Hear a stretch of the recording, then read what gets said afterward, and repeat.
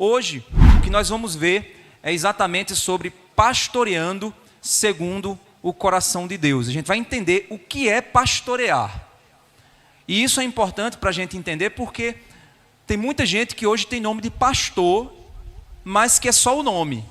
O cara não pastoreia, não cuida de gente, não aconselha. É uma pessoa que está na mídia lá, fala muita coisa bonita, fala coisas maravilhosas, mas ele é apenas um teólogo. Ele não é um pastor no sentido do dom dado por Deus de cuidar de pessoas. E a gente precisa entender, então, o que significa pastorear.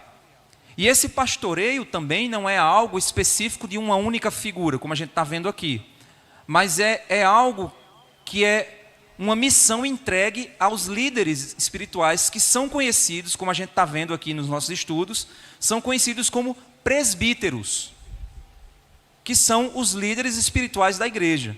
A gente viu que basicamente na Bíblia só existem 3 tipos de pessoas na igreja de Deus.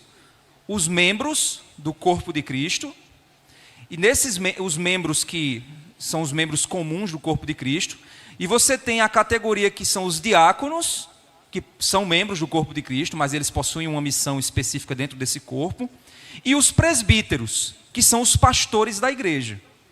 E a gente viu na última pregação sobre esse assunto que existem então os pastores de tempo integral, que vivem do evangelho, e aqueles de tempo parcial, que são aqueles que possuem suas vidas seculares, seus empregos seculares, mas que eles foram chamados e disponibilizam suas vidas e seus dons para ajudar a cuidar do povo de Deus.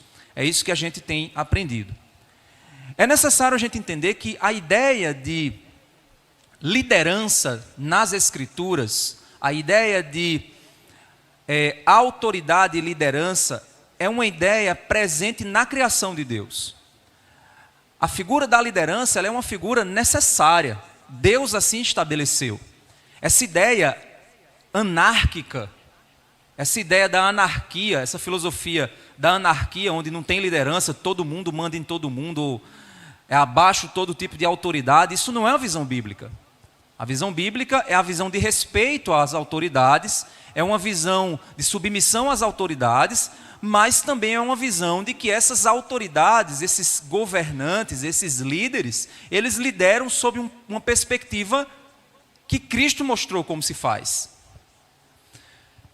Uma das promessas de restauração do povo de Deus está descrita lá em Jeremias, no capítulo 3, do verso 15 ao verso 17.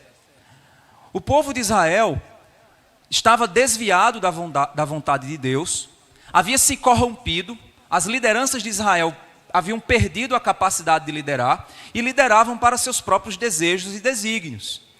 O conceito de liderança estava pervertido e as práticas de liderança também. Então, uma das promessas de restauração de Deus para o povo é dar ao povo líderes. Do mesmo jeito, e certa vez Martinho Lutero disse que quando Deus quer julgar Calvino disse que quando Deus quer julgar uma nação, ele dá líderes ímpios.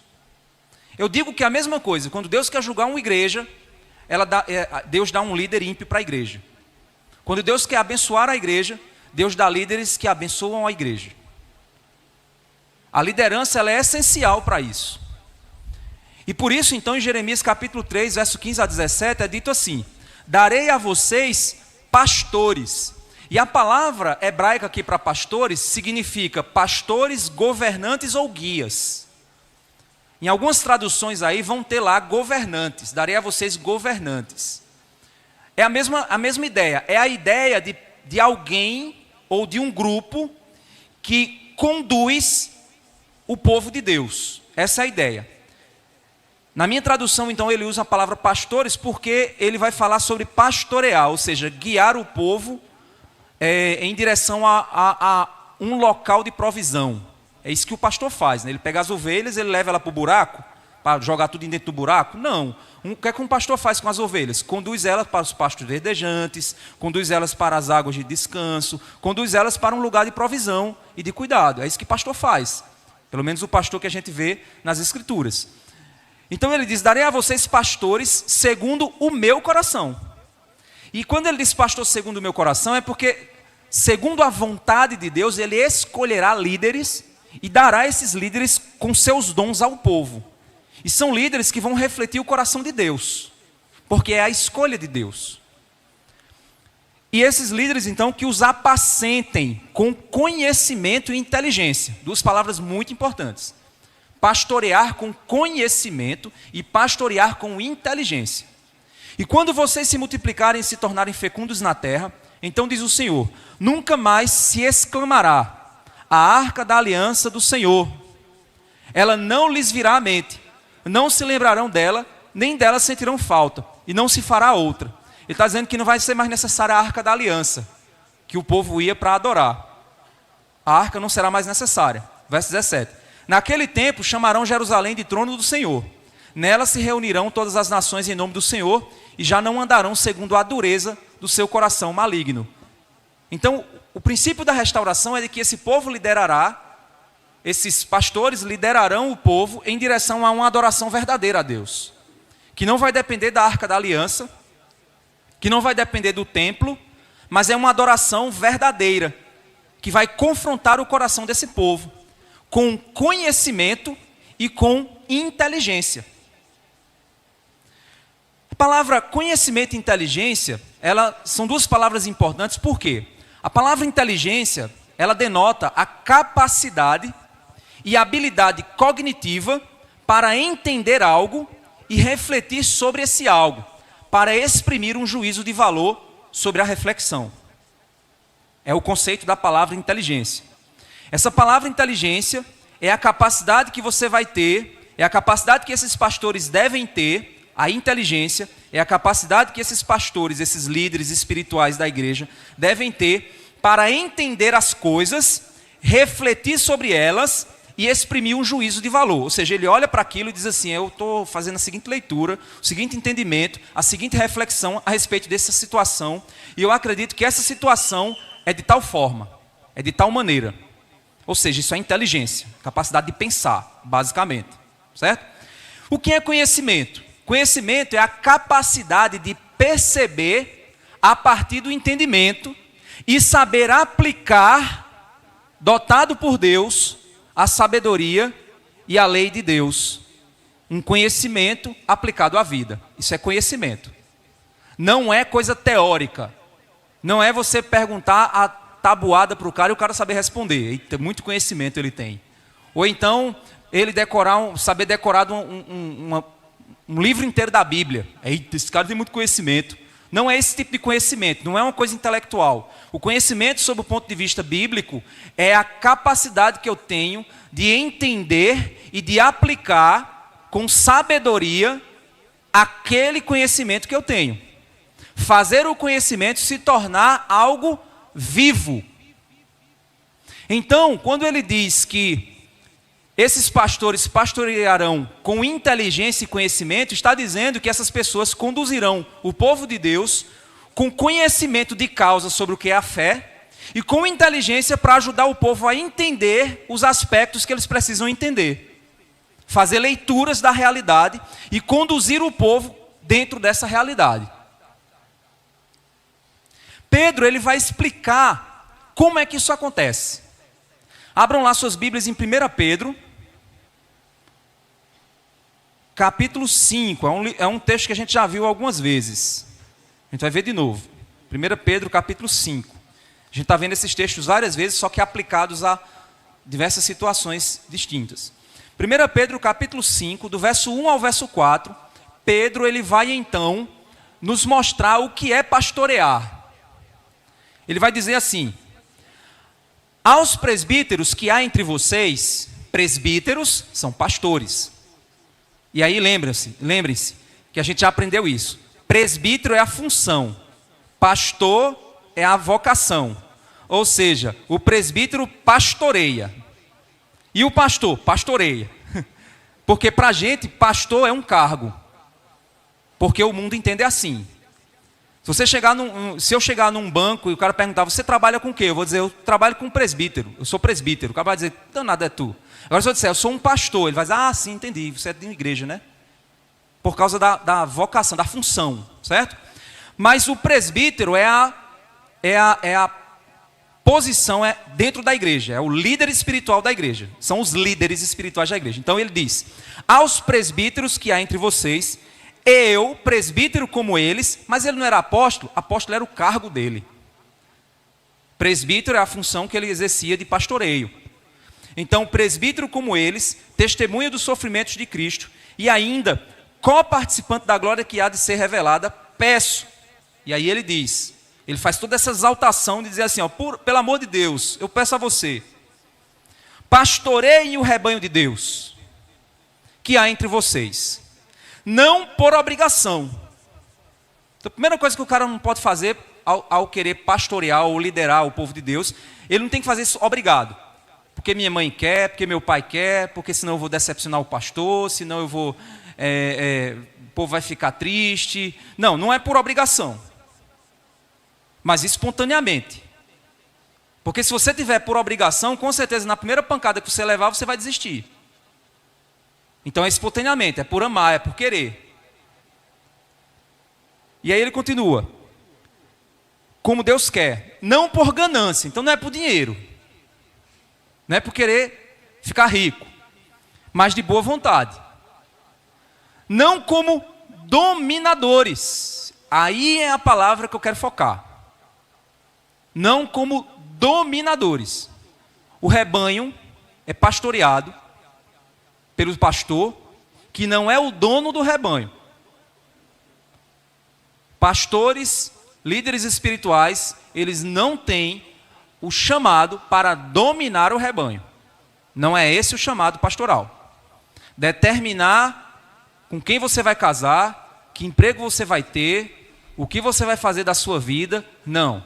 Ele pode lhe aconselhar, ele pode lhe mostrar, ele pode pontuar biblicamente, porque a autoridade dele está enquanto ele está pregando a Bíblia. Mas ele não domina o rebanho. Não existe essa ideia de alguém que, se tocar em você, é ungido de Deus, é aquela coisa mágica, é aquela coisa. Não existe isso. A Bíblia não defende essa figura. Pedro está deixando claro que o pastoreio não se faz por meio de dominação. Dominação se faz como? Medo, força. Você vai coagir as pessoas a fazerem algo.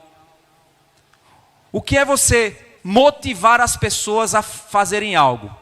É você encantá-las de tal modo, encantá-las no bom sentido, de tal modo, que elas se sentem impelidas a fazer, porque acham bonito, e acham maravilhoso, e acham fantástico, e acham grandioso, e acham muito algo diferente.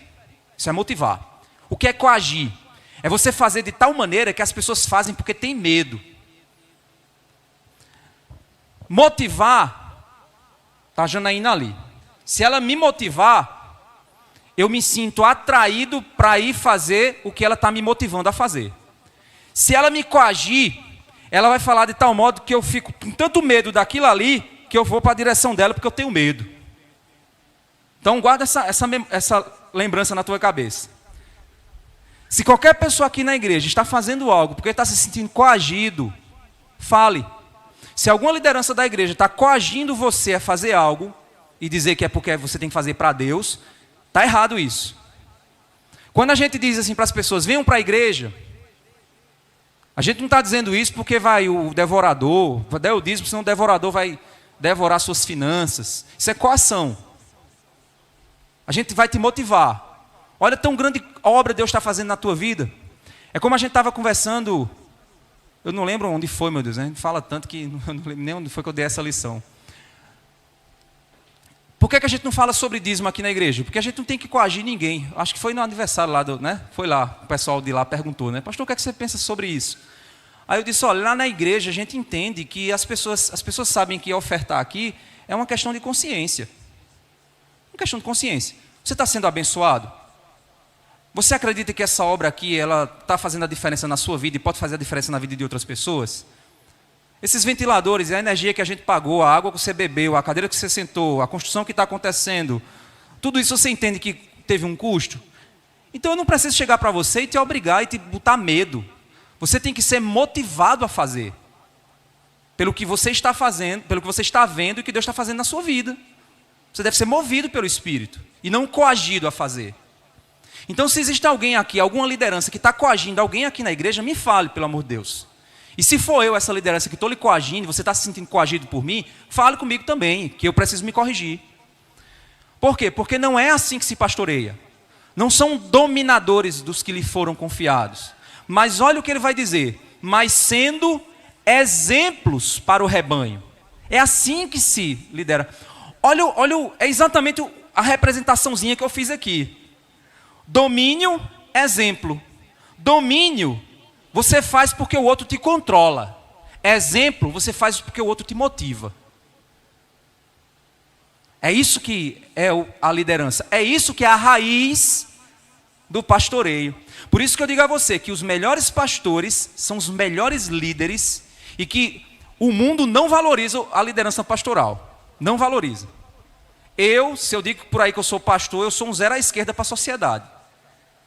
Mas toda pessoa da área de administração sabe que a capacidade de mover multidões para mudar de vida, do ponto de vista secular deles, é uma capacidade fora do comum. É tanto que muitos administradores e pessoas que estudam essa área ficam tentando entender como é que os pastores fazem isso. Porque tem pastor aí liderando por bem e liderando por mal. Ontem mesmo eu vi uma cena de inauguração ali que eu digo, meu Deus. Eu digo, Jesus, quanta gente enganada. Sendo conduzida por uma pessoa que tem compromisso com a verdade do Evangelho. E sim com o próprio nome, com a própria marca. E aí ele diz no verso 4, e quando o Supremo Pastor se manifestar, vocês receberão a coroa da glória que nunca perde o seu brilho. Olha que interessante. Para ser exemplo, primeiro, se exige que primeiro se conheça a vontade de Deus. Como é que você é exemplo de uma coisa que eu não sei? Como? O pessoal aí da bicicleta do pedal disse assim, pastor, vamos lá na tapioca. Eu não sei onde é essa tapioca até agora, meu irmão. Mas eu vou seguindo vocês. Depois a gente combina. Eu vou seguindo vocês. Nosso irmão Cid Clay chega e diz, pastor, a gente vai para tal lugar. Eu digo, eu vou onde você for, meu irmão. Você conhece, eu vou lhe seguindo. Porque eu não conheço, então eu vou para onde? E ele só conhece porque ele já foi. E ele sabe. Então, primeiro, para que eu possa pastorear, eu tenho que primeiro conhecer a vontade de Deus, saber viver essa vontade. E eu tenho que entender também para onde Deus quer que o povo seja conduzido. Irmãos, nós estamos conduzindo essa igreja da forma mais bíblica que seja possível. Essa é a minha paixão, queima dentro de mim. Ensinar a Bíblia e fazer o povo obedecer a palavra de Deus. Por isso que vocês não vão me ver com debate dos ismos que tem, o calvinismo, o arminianismo, não sei o que lá, dízimo. Vocês não vão ver, porque eu quero ensinar a Bíblia para vocês. E eu quero que a igreja siga biblicamente. Lembra o slogan da igreja? Uma igreja em missão, um povo em Cristo, uma igreja que estuda a palavra. E a gente estuda. A gente busca entender a vontade do Senhor. E esse é o desejo. Por quê? Porque a gente só consegue liderar o povo se a gente souber para onde Deus quer que o povo vá. Porque esse rebanho não é meu, é dele. Então, se ele me entregou a chave do rebanho, quando ele voltar, ele vai querer que eu leve o rebanho para onde ele queria. E não para onde eu queria. Não é assim que funciona. É necessário que esse conhecimento não seja meramente teórico, mas prático. O modelo do rebanho é alguém que pratica aquilo que ele acredita. Não porque ele é mais santo, mas porque ele está buscando e quer ensinar outros a buscar. Quem ensina precisa mostrar como se deve viver esse ensino. E depois tem inteligência para ajudar outros a refletir sobre as situações. Por isso que é conhecimento e inteligência, à luz da vontade revelada das Escrituras. Uma pessoa chega para mim com um caso bem assim, cabuloso, né? A pessoa diz, pastor, eu não sei o que eu faço. Aí eu digo, meu irmão, eu também não sei. Mas vamos procurar na Bíblia? E aí eu vou ter que fazer uso da minha inteligência e do conhecimento bíblico para tentar chegar numa resposta para essa pessoa. É isso que a gente chama de aconselhamento bíblico. Quando você vai fazer aconselhamento bíblico, eu não vou te dizer o que é que tu tem que fazer, porque é a minha opinião. Você vai chegar para mim, é como acontecia com Moisés. O povo ia até a tenda de Moisés para dizer: Moisés, está acontecendo isso, isso e isso. Como é que a gente procede? Aí Moisés dizia: segundo a lei de Deus, artigo não sei o que lá, capítulo não sei o que lá, não sei o que lá, é assim que você deve proceder. A lei de Deus diz assim. Ah, beleza, eu vou lá. E vai lá e faz. É assim que se pastoreia. Por esse motivo, Paulo diz que o que aspira o episcopado, ou seja, o que deseja pastorear a igreja como pastor ou presbítero, precisa ser irrepreensível. Ou seja, não é alguém perfeito. Ser irrepreensível não é ser perfeito. Mas é alguém que sabe o que significa buscar uma vida com Deus e que demonstra por meio de sua vida que tem lutado para viver de verdade os desafios de seguir Jesus. Hoje de manhã eu estava aqui na reunião, eu estava falando como é abençoador para mim ter minha filha no instituto. Porque a gente está tentando implantar e viver uma visão educacional para o instituto. A visão de que a família precisa se envolver na educação dos filhos. Essa é a visão do instituto, é uma missão, para a gente é uma missão. E eu agradeço a Deus a oportunidade de poder ter minha filha no instituto. Um dia desse o Wallace chamou a atenção dos pais no grupo lá. E eu estou errado. E quando ele chamou a atenção, eu estava errado. Eu disse: obrigado, Wallace, eu preciso corrigir isso. Eu estou acabando de dizer para vocês que eu estou errado. Ah, eu vou embora dessa igreja porque eu quero uma igreja em que o pastor não erre. Beleza, procura. Vai procurar. Agora o que foi que eu fiz? Eu disse: rapaz, eu tenho que resolver isso. A minha rotina, gente, é assim. Aí quando eu termino quando chega a terça-feira, o dia fica mais calmo. Aí quarta-feira é assim. Aí eu disse: eu vou ter que resolver isso. Sabe o que foi que eu fiz? Que é uma leitura que a gente tem que fazer, que é a leitura de colo, não é isso o nome? Leitura de colo. Aí eu tenho que fazer uma leitura com ela. E eu não estava fazendo. Aí eu botei no meu celular, leitura com Samantha. Aí todo dia, de 11h30, o celular toca, leitura com Samantha. Resolvi o problema. Qual é o problema de resolver o problema? Nenhum. Mas você está vendo que eu também tenho dilemas?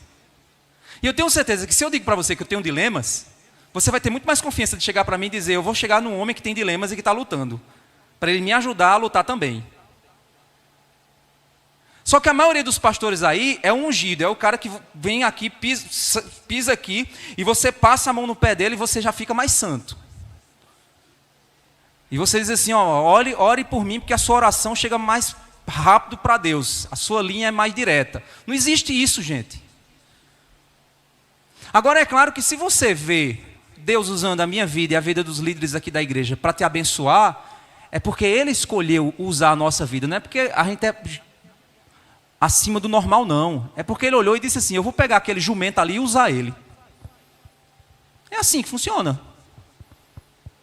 Então olhe para o que Cristo faz. Se concentre no que Cristo faz e ore por nós. Então, a irrepreensibilidade não é a capacidade que você tem de ser perfeito, mas é a capacidade que você tem de ser autêntico. É você chegar e dizer assim: para com isso. E o cara olhar para a tua cara e dizer assim: e tu? O irrepreensível, ele não vai ouvir isso. O cara vai ficar caçando. Vai ficar caçando. É impressionante, gente. Quando a gente trata pecado de pessoas, é assim.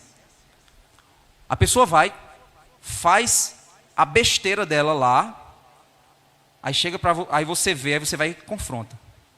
Aí quando você confronta, é impressionante. A pessoa, ou quem estiver ao redor, se revolta com você. Aí você diz: meu amigo, não fui eu que fui lá fazer. Eu estou só apontando o caminho para corrigir.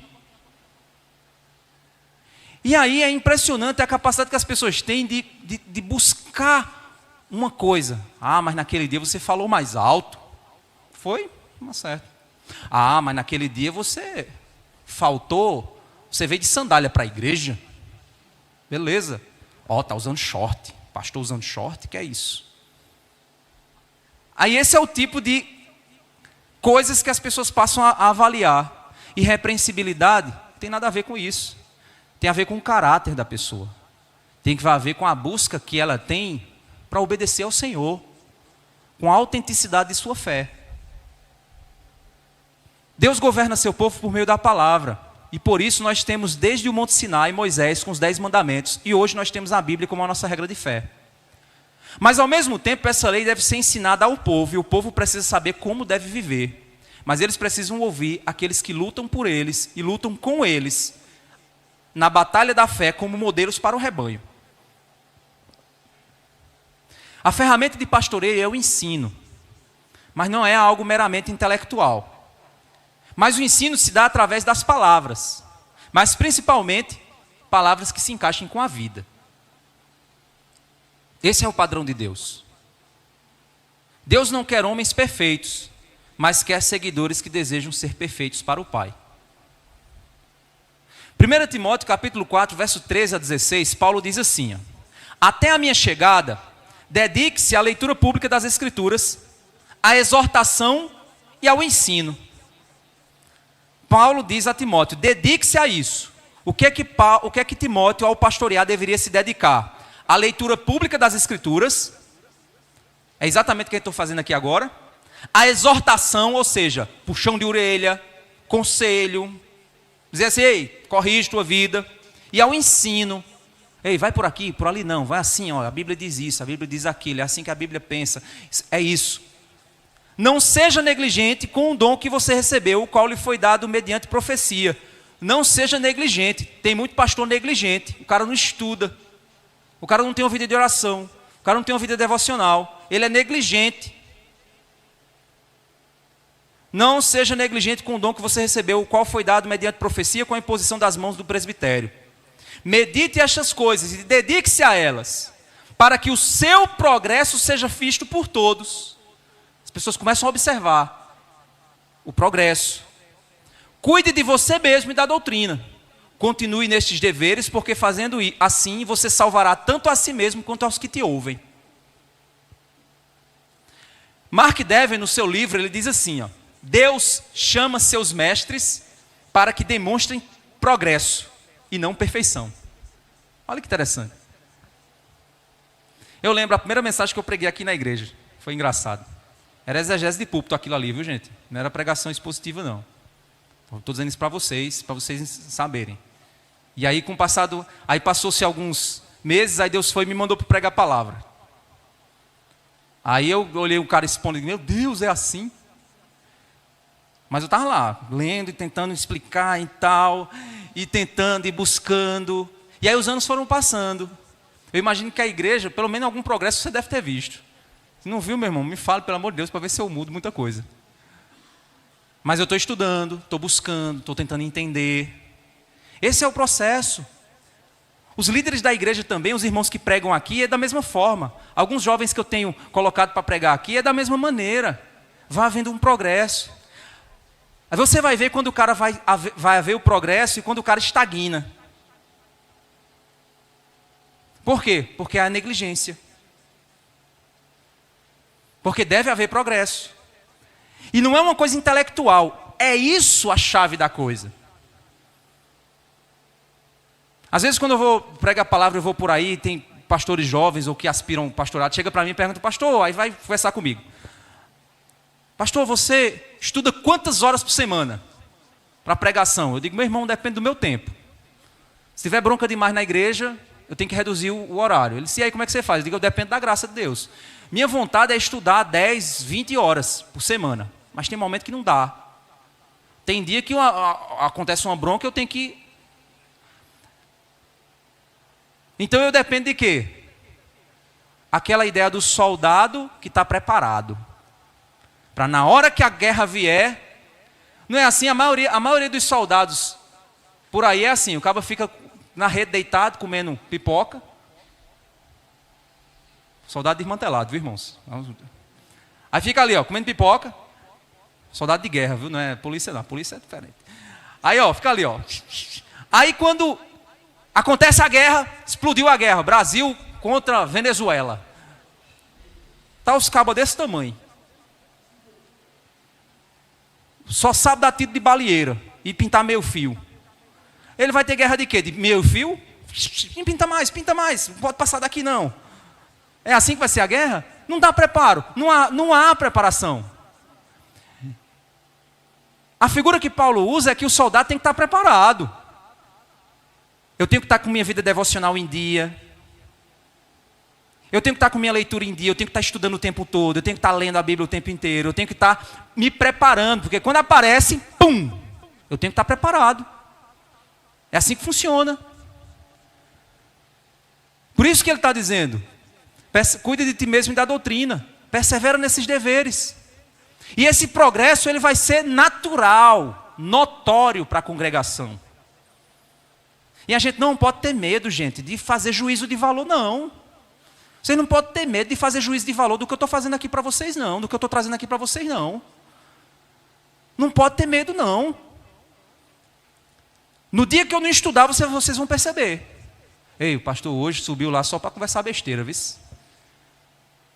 Vocês vão perceber isso. E a cada ano que passa, quanto mais eu for estudando, mais eu vou progredindo. Eu fico pensando, quando esse cabelo estiver todo branco, eu quero estar igual o Russell Shedd. O Shedd era um gênio. Mas tem que haver progresso. Deus quer pessoas reais. E por isso esse progresso tem que ser real, não é intelectual. Você pode pegar aqui um pós-doutor, PhD em Harvard, Massachusetts, Ohio, de teologia, e pôr aqui, e o cara dá um monte de informação para você, e você dizer, poxa, fui muito informado hoje, mas não mexeu nada em mim. Mexeu em nada em mim. Porque não é intelecto, é isso. Se há intelecto e há fogo, ai meu amigo, aí é maravilha, é bênção de Deus. Mas tem gente que é só fogo, e tem gente que é só intelecto. E o progresso do pastor, daquele que pastoreia o povo, que ele prega, ele ensina, os líderes espirituais, eles progridem, porque eles vivem a mensagem, eles querem viver, querem obedecer, querem aprender, querem entender, querem ajudar pessoas. Isso faz eles progredirem. Meus irmãos, vocês não imaginam, nesses 8 anos, a quantidade de coisa que eu não aprendi na minha vida sobre o coração do ser humano. Às vezes eu converso com alguns líderes, eu digo, ó, vai acontecer isso, isso, isso. O cara diz, oxe, como é que tu sabe? Eu digo, é o coração do ser humano, meu irmão, já aprendi a lidar com isso. Aí, pum, pum, acontece. Eita, esse profeta? Não, é os ministérios, os anos de ministério. Vai ajudando a gente a entender que o ser humano é complicado, porque eu também sou complicado, eu também tenho coração.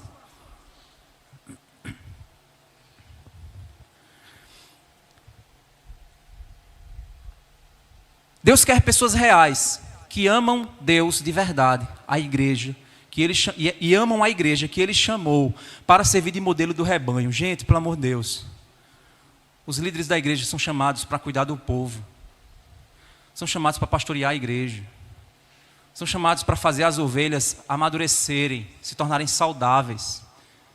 Mas tem muita gente aí tosqueando as ovelhas, tomando o leite delas, matando as ovelhas para benefício próprio. Não é assim que funciona, gente. Mas além de ensinar a palavra e buscar exemplificar com sua vida, as ovelhas serão atacadas de todos os lados.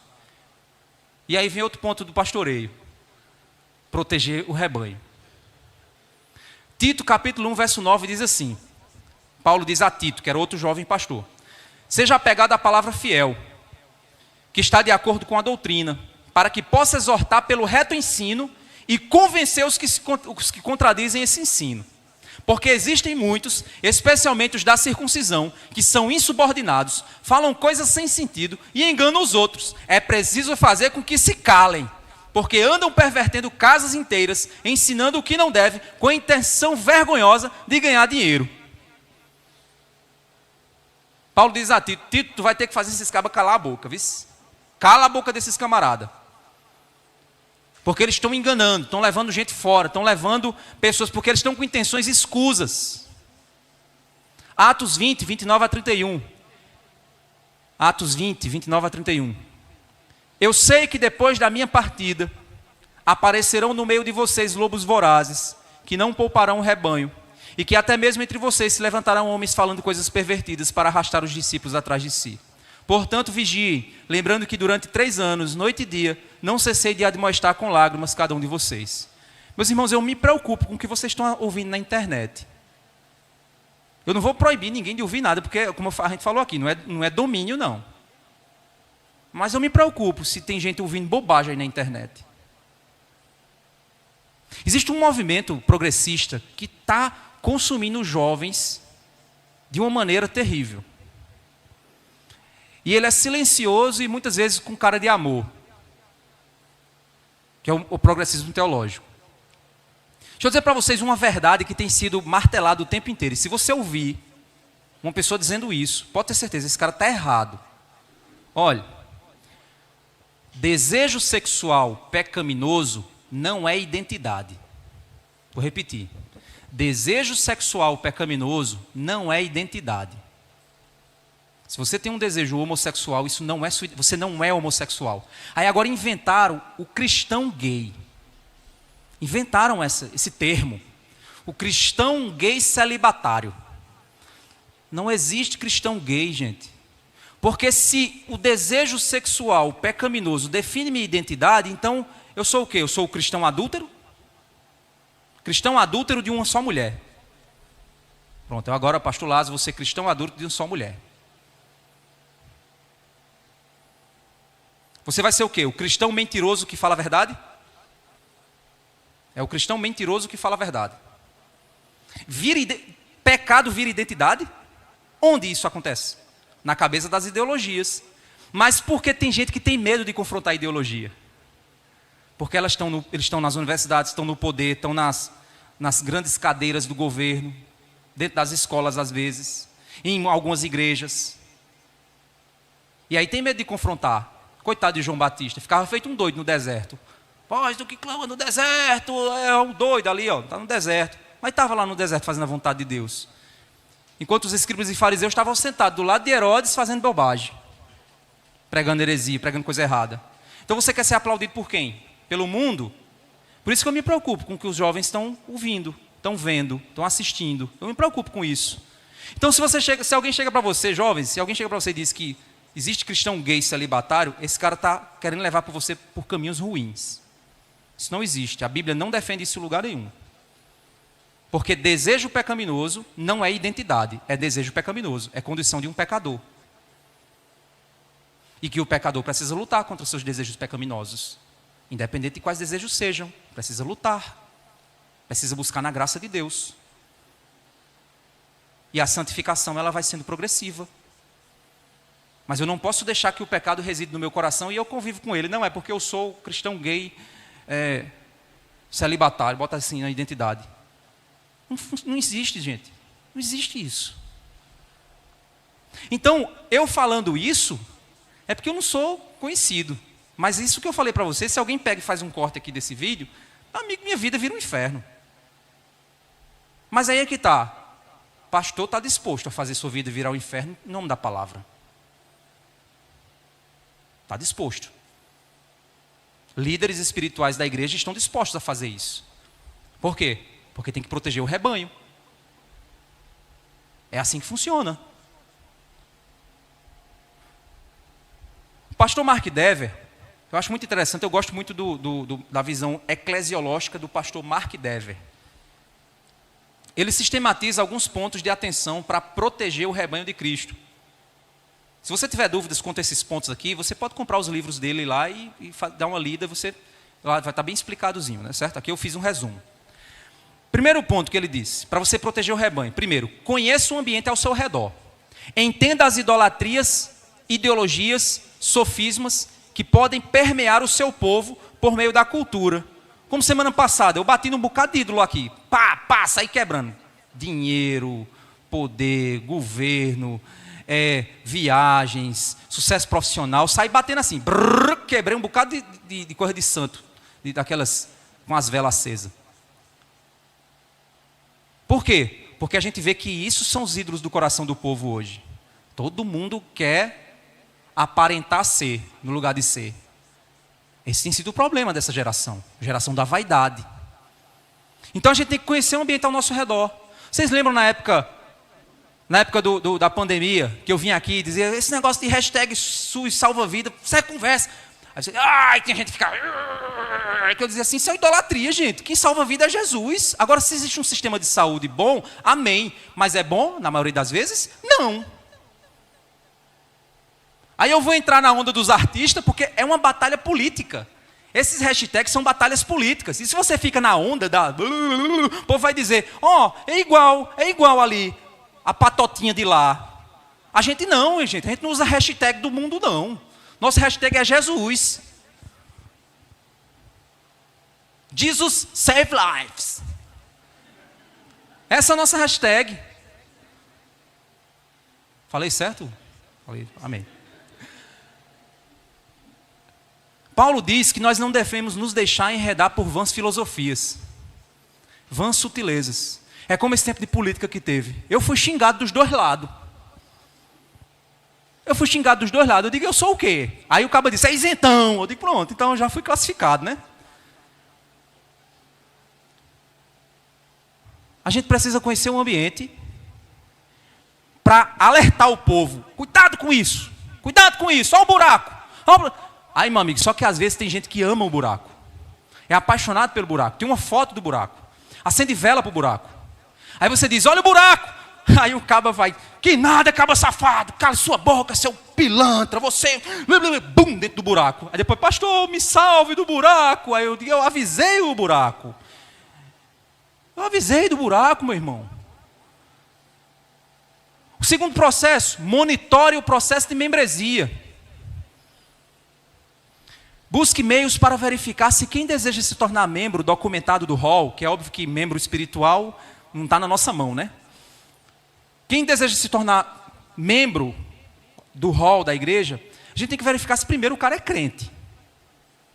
Primeiro, o cara é crente. E é um membro do corpo espiritual de Cristo. Verifique se os que desejam se unir à igreja entendem o que a igreja ensina e desejam de fato contribuir para que a missão avance. Verifique se as pessoas querem de fato ter comunhão com o corpo de Cristo, como a ceia afirma todas as vezes. Comunhão com Jesus e com a igreja. Tem que primeiro entender isso. Se a pessoa está aqui só para curtição ou se a pessoa quer vir realmente porque ele diz, não, eu quero fazer parte porque eu quero contribuir, eu quero fazer parte de um corpo, de uma comunidade, eu quero crescer espiritualmente. Porque assim, é para isso que a igreja serve. Terceiro, e aí a gente tem um processo de membresia aqui na igreja. Esse processo de membresia que alguns aqui já passaram, é um processo para quê? Para realmente, de fato, verificar se você quer realmente estar conosco, entende o que a gente crê, se gosta, se alinha, se não, se você é crente. Ou se você é crente e tem outra filosofia doutrinária, aí você diz, não, essa igreja eu não gosto, eu vou para outro canto. Beleza, não tem problema. O problema, gente, é que as igrejas por aí, ela arreganha a porta de entrada assim, aí bota todo tipo de gente para dentro. O povo passando na rua e diz, vem para a igreja, vem para a igreja. Aí todo mundo vira membro. Depois está a igreja cheia de desmantelo dentro. E aí como é que faz? É igual empresa. Você sai contratando todo tipo de funcionário sem nenhuma entrevista. Depois você está cheio de funcionário complicado. E aí como é que vai demitir? Aí lá vem processo judicial, aí lá vai você pagar imposto de renda, não, você pagar FGTS, aí lá vai você na Justiça do Trabalho. É a mesma coisa. É entender quem de fato quer estar. Terceiro, fiscalize seus ministérios. Verifique sempre se os membros da igreja estão recebendo por meio dos ministérios o que de fato está contribuindo para o crescimento espiritual. Fiscalize os ministérios. Eu fico observando os ministérios trabalhando. Alguns irmãos já devem ter visto. De repente, quando eu tenho como escapar daqui, porque a maioria das vezes eu estou aqui, né? Aí eu aparece lá no berçário, entro no berçário, porque eu entro numa sala de aula das crianças. Aí eu abro assim, aí o povo fica, o pastor está aqui, eu estou olhando, estou fiscalizando. De repente eu abro a porta, oi irmã, tudo bem? Eu vim só olhar se está tudo bem, vai para o fecho. Porque vai que eu entro lá e tá as crianças tudo num globo de luz, buf, buf, buf. Aí eu digo assim, oxa, peraí, isso aqui não é a visão da igreja não. O alvo é verificar se de fato os líderes dos ministérios, as pessoas que estão trabalhando no ministério, de fato estão fazendo o que a igreja chamou para você fazer. Faz parte. E se não estiver fazendo, eu preciso saber. Porque precisa ser corrigido. Precisa ser alterado. Sempre verifique se o ensino da igreja está sendo bíblico e fiel.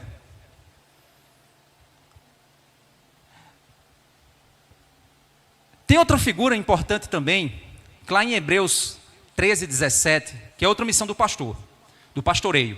Do pastor não. Quando eu falo pastor, eu estou falando pastoreio, não é a função, o cargo não, pelo amor de Deus, não é o cargo. Estou falando do pastoreio, as pessoas que pastoreiam o povo. Hebreus 13, 17 diz assim: obedeçam aos seus líderes e sejam submissos a eles, pois zelam pela alma de vocês, como quem deve prestar contas. Que eles possam fazer isso com alegria e não gemendo. A história do buraco. Oh meu Deus, eu avisei tanto, cabo, o buraco. Eu disse a ele: homem, tu tem uma vida tão boa, tu tem um futuro tão legal. O buraco, pelo amor de Deus, lá vai eu agora para pedir esse cabo do buraco. Traz uma escada ali, rapaz, meu Deus do céu, olha a situação. Que faça isso com alegria e não gemendo. Pelo amor de Deus, meu irmão, entenda. Tem hora que dá vontade de a gente abrir a cabeça da pessoa assim, botar dentro, a Bíblia dentro assim. Mas a gente não tem essa missão, a gente fica pregando. Voz do que clama no deserto, voz do que clama no deserto, voz do que clama no deserto. Aí o Espírito Santo é quem vai mudar o coração da pessoa. Que eles possam fazer isso com alegria e não gemendo. Do contrário, isso não trará proveito para nenhum de vocês. Quem sai perdendo são as próprias pessoas.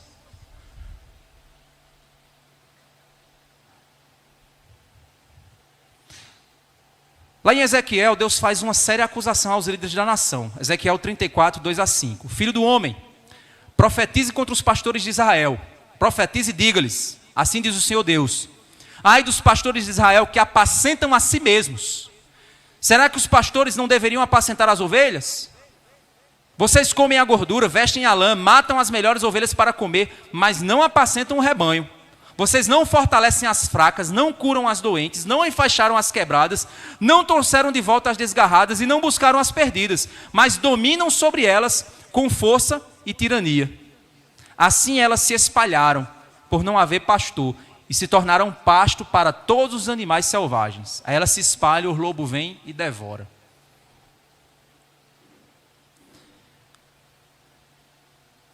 Irmãos, eu sei que eu não sou perfeito, nenhum dos líderes da igreja são perfeitos.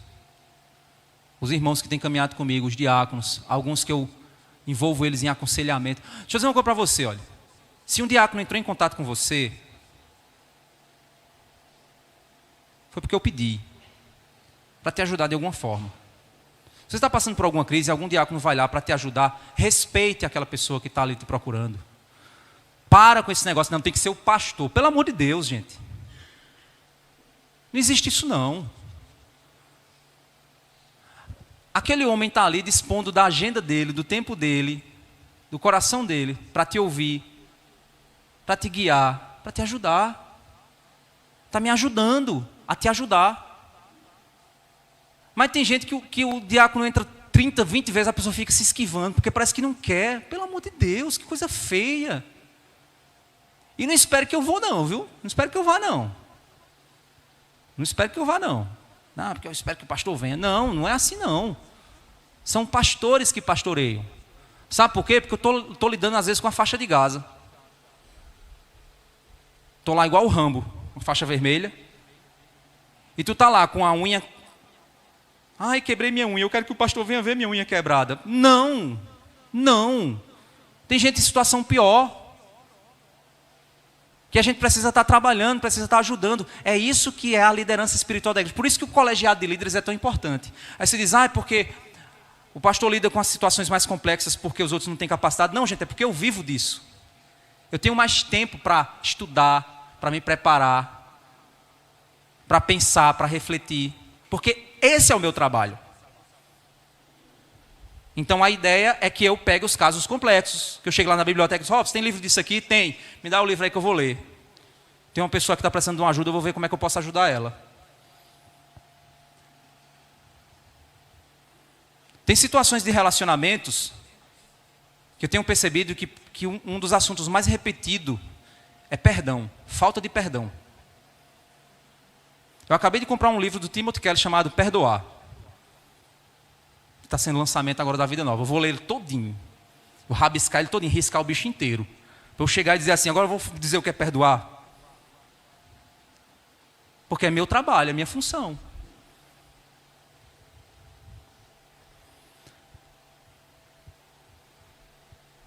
Nós não somos perfeitos, os líderes da igreja não são perfeitos. Mas Paulo diz, eu me esforço para o alvo, Não que já tenha alcançado, mas eu quero agradar o meu Senhor que me chamou. É isso que Paulo nos ensina. Mas uma coisa maravilhosa que veja é que Deus também chama seu povo a se exortar mutuamente. Lá em Hebreus 10, fala sobre isso. Diz que a gente deve exortar, não deixei de congregar, como é costume de alguns, mas exortai-vos mutuamente. Vamos se animar uns aos outros, vamos ajudar o irmão. Tem uma irmã que tem um marido descrente, você que é uma irmã que tinha um marido descrente e depois ele se converteu, você vai chegar para essa irmã e vai ajudar ela. Vai dizer, eu passei pelo que você passou. Você é um jovem casal, tem casais mais experientes, que você pode dizer assim, esse casal ele é experiente, pode me ajudar. Vai lá e procura ajuda. Você que é um casal mais experiente, está vendo um casal menos experiente, passando por luto, dificuldade, você sente que tem alguma coisa lá, chega junto e vai ajudar. Chama ele para almoçar na tua casa, chama ele para jantar lá, dá apoio a ele, dá ajuda a ele. É assim que funciona a igreja, gente. Agora, se estourar a guerra de Gaza lá, aí você chega e diz, pastor, o negócio está difícil ali. Eu cheguei junto, achei que era uma perna quebrada, mas eu vi que é um braço decepado. Aí, então, beleza, vamos embora. Aí eu boto um negócio de Rambo e a gente vai. Porque faz parte do processo. E ao mesmo tempo, essa liderança espiritual, ela também tem essa obrigação, de modo humano. De quê? De fazer essa exortação. Primeira coisa, e aí eu peguei do livro também do Mark Dever, lá em Mateus 18, vocês só tomem nota, é dito que a gente tem que identificar o rebanho. Identificar no rebanho quem é crente e quem não é. Isso é um dos caminhos também. Por exemplo, lá diz assim, é o processo de disciplina. Se teu irmão pecar contra ti, vai entre ti e ele só, e repreende-o. Vi lá a Aninha. Aí a Aninha fez um negócio e digo, eita, Aninha, está errada. Aí eu chego lá para a Aninha, Aninha, corrige tua vida, isso está errado, Aninha. E tal, e tal, e tal. Aí ela fez, eita, é mesmo, né? Estou errado. Pronto. Ganhei minha irmã. Bênção, paz e bênção. A Aninha continua, que nada, você sabe de nada. Aí eu digo, eita, o negócio está ficando pesado. Aí eu chego, irmão, você sabe a situação ali, vamos ali comigo ajudar, vamos exortar ela, a situação é essa. Aí a gente vai lá, vai um grupo pequeno. Porque é assim que se trata pecado, viu gente? Pecado se trata do individual para o coletivo. Pecado não é mural de pecado na igreja. Aí pronto, aí o pastor vai coletando os pecados do povo e escrevendo no mural de pecado. É assim que funciona? Não, não é assim que funciona. Agora, se chega para a pessoa e a pessoa não ouviu, aí você diz, eita rapaz, nem um grupo de irmãos preocupados, querendo ajudar, não quis ouvir. Aí o que é que acontece? O texto bíblico diz, apresenta-o à igreja. Se não quiser ouvir a igreja, considera ele um descrente. É assim que funciona. Quando é que chega a público? Quando o pecado da pessoa é constante, ela não quer nem saber, aí você chega, ó, igreja, é o seguinte, esse cara, a gente já exortou várias vezes, já falou várias vezes, já disse várias vezes, a pessoa tal, isso faz parte do processo. É a tentativa de corrigir a pessoa. Porque o alvo da disciplina é corrigir a pessoa, para que ela pare de fazer o que ela está fazendo. Esse é o alvo, e não expor a vida dos outros. Isso é um passo. Outro passo também que o Dever fala no seu livro é você identificar ovelhas que estão se desgarrando. Quais são os mecanismos de desgarramento de uma ovelha? Não sei se existe essa palavra. Desengarramento, não sei não. Que estão se afastando. Qual é o mecanismo? Primeiro, ovelhas em pecado. Você tem que identificar, tem uma ovelha em pecado, ela está numa prática ruim, você sabe, é o buraco que eu falei, que ele vai afastar ela de Deus. Aquilo está errado, você vai lá ajudá-la, dizer assim, ó, isso está errado, o caminho não é esse, você precisa se arrepender disso, a Bíblia diz que isso é errado. 1 João 1,8,9, e é interessante que Gálatas capítulo 5 diz assim, se vós surpreendedes algum irmão em algum pecado, levai o tal com espírito de brandura, olhando por ti mesmo, para que você não seja tentado. Por quê? Porque quem quer repreender pecado, se acha o gostosão da chapioca, e está errado também. Se você vai ajudar um irmão que está em pecado, se achando o cara, espera a rebordosa. Deus vai dar-lhe uma rasteira. Porque não é assim que Deus trabalha.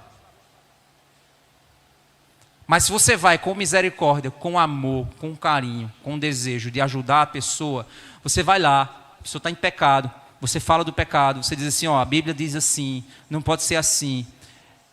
1 João 1,8,9 diz assim, se dissermos que não temos pecado nenhum, a nós nos enganamos e a verdade não está em nós. Se confessarmos os nossos pecados, Ele é fiel e justo para nos perdoar os pecados e nos purificar de toda injustiça. Essas são as ovelhas que estão em pecado. Existem as ovelhas errantes. Pessoas que por causa de agendas de vida lotada, estão perdendo o básico da vida cristã. Congregar por amor a Jesus.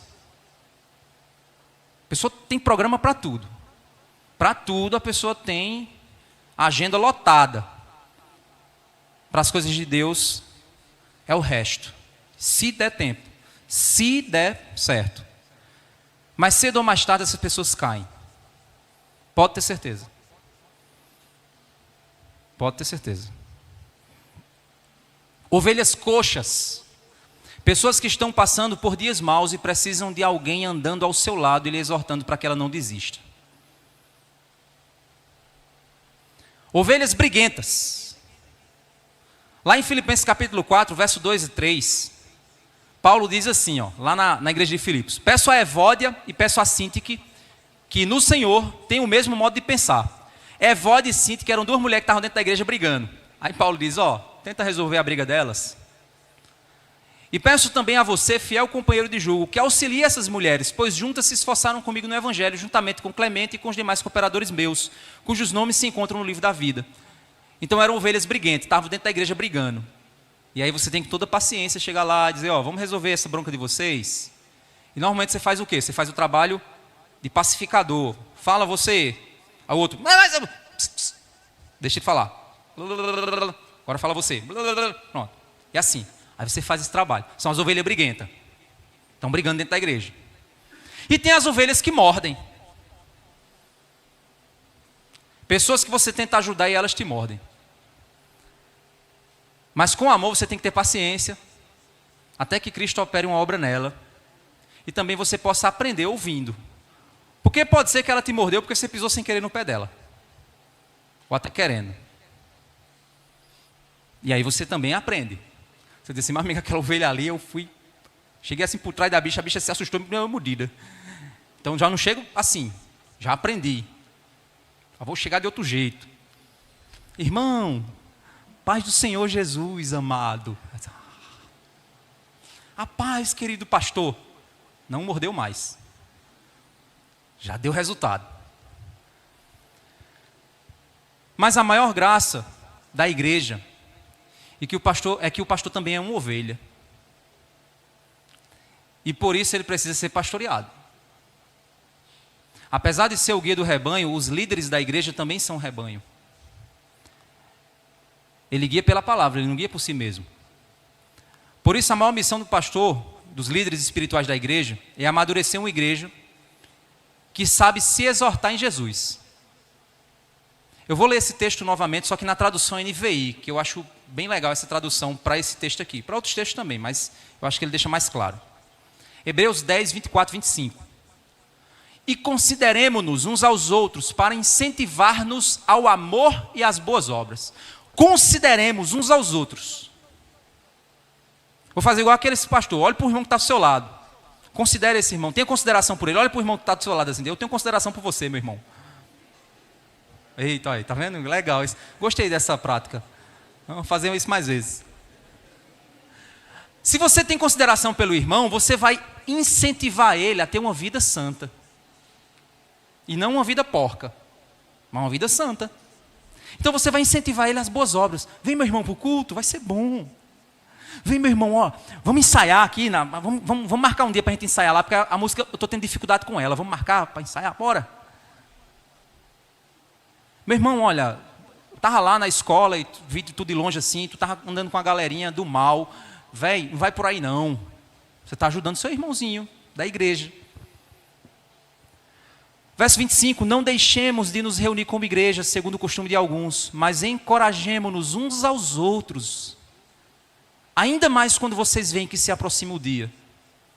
Ou seja, quanto mais o dia da volta de Cristo se aproxima, mais difícil vai ficar, gente. Eu estava fazendo uma leitura num artigo um dia desse, da revista Ultimato, E o artigo dizia que até 2000 acho que era em 10 anos, se eu não me engano, vai surgir um novo segmento missionário no Brasil, no mundo. Você tem missão para os índios, missão para os mendigos, missão para os refugiados, missão para outros povos. Vai surgir um novo grupo missionário, chamado desigrejados. O desigrejado ele vai se tornar um campo missionário. Porque o número de desigrejados tem aumentado tanto, que vai chegar um momento que a igreja vai ter que começar a ir atrás desse povo e dizer assim: ei, por que tu está desigrejado? Por que está havendo? Razões. Uma delas é pessoas egoístas que não querem ser, de maneira nenhuma, corrigir suas vidas, e por isso qualquer pessoa que chegar até ela, ela fica com raiva. Então ela quer viver do jeito dela e quer que a igreja siga a vontade dela. Esse é um dos problemas do desigrejado também, um dos. Outro problema são igrejas tóxicas, lideranças abusivas, igrejas que machucam as pessoas. Também tem esse tipo de fenômeno que faz a pessoa ficar desigrejada. E aí, por que essas pessoas não retornam? Quem não quer ser tratado, não quer ser tratado, então ele vai ficar sem tratar. Quem foi machucado pela igreja vai ficar desconfiado e normalmente vai demorar para querer se chegar, até descobrir que ele não vai repetir o trauma que ele teve. Mas outros não vão voltar de jeito nenhum porque eles acham que pode ficar em casa assistindo o culto. E aí vem o fenômeno do egoísmo. Eu vivo a fé do meu jeito, dentro da minha casa. Diante de tudo isso, irmãos, nós precisamos entender o seguinte: o pastoreio dos líderes espirituais da igreja existem como uma missão para conduzir e congregar o povo em uma visão. Vou repetir. O pastoreio dos líderes pastorais da igreja existe para congregar o povo, organizar o povo, motivar e congregar o povo para uma visão. É para isso que eles servem. Certo? Para a visão de Deus. Mas ao mesmo tempo o pastoreio ele é mútuo. A igreja tem que se pastorear. Os irmãos cuidarem uns dos outros.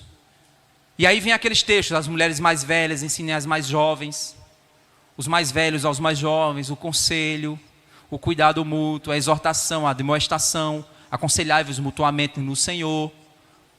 Isso tem que ser feito mutuamente. Uma igreja madura é uma igreja em que os líderes pastoreiam e a própria igreja também aconselha-se mutuamente. Uma igreja imatura é aquela em que o pastor lidera sozinho, a igreja é um bocado de menino que depende de tudo para o pastor dizer o que ele tem que fazer, e fica aquele dizendo assim: se o pastor não vier na minha casa, nem mandou mensagem para mim, eu acho que é porque ele não gosta de mim, se ele não mandar mais mensagem, eu não vou na igreja mais não. É uma igreja de menino. Igreja imatura. O grande alvo dessas mensagens, eu imagino, se Deus quiser, semana que vem a gente finaliza, é que a gente consiga construir uma igreja madura e saudável. Por isso que eu sempre tenho dito para os irmãos: se você quer se tornar membro dessa igreja, saiba que você vai trabalhar. Se você veio só para receber, isso não é o lugar para você. Porque a gente vai tirar você da zona de conforto. Pois existe uma obra imensa, gigante, maravilhosa, grandiosa, que é o Evangelho de Jesus Cristo a ser anunciado. E a gente vai fazer isso. A gente quer fazer isso. Mas a gente quer fazer de modo maduro e saudável. Você está disposto a isso? Se está, esse é o lugar.